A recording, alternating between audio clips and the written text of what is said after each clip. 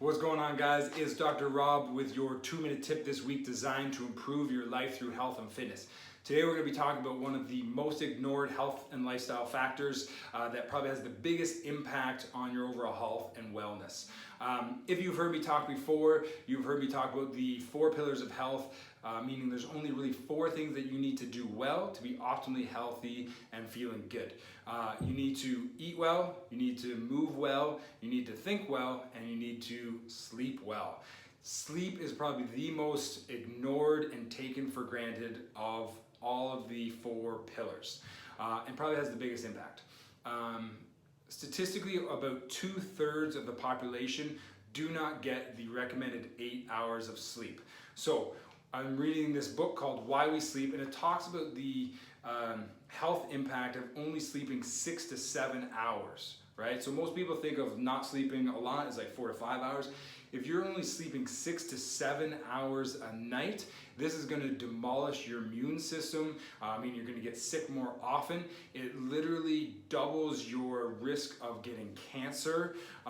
It's going to spike your blood sugar and your insulin sensitivity so much that you are actually going to be considered pre-diabetic. It's going to increase your risk of heart disease exponentially. So this was actually demonstrated in a neat study in Greece, because Greece used to have that midday afternoon siesta, and due to modern day pressures, when they removed it, they actually studied the working men who went from having regular siestas to not having, to skipping that nap, and their risk of overall heart disease actually increased by 70% just by skipping their nap.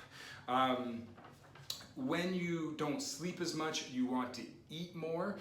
So even if you are dieting and trying to eat really well, you're actually going to lose weight from lean body mass instead of burning fat, which kind of defeats the whole purpose. Overall, when your sleep is shorter, your overall lifespan is shorter. So the old adage, I'll sleep when I'm dead, unfortunately rings truer because you will be. Now, I have to confess, I used to be one of these people who used to skip out on sleep. I tried to be super dad, I used to work more and just wanted to fit it all in. And I realized that my overall quality of life day to day, I would suffer burnout and all that stuff. So I actually made these massive changes, and I try and commit to getting 8 hours of sleep now. So how do we do this? There's a million different ways. I've got lots of tips and tricks. If this is impacting your life, by all means ask. The most important one is just commit to it and schedule it. So what I do is I reverse engineer it. I know what time I have to get up in the morning, and so I make sure I'm going to bed 8 hours before that. So sometimes I have to get up at 5, sometimes I have to get up at 6, and I'm making sure I'm going to bed 8 hours before that time.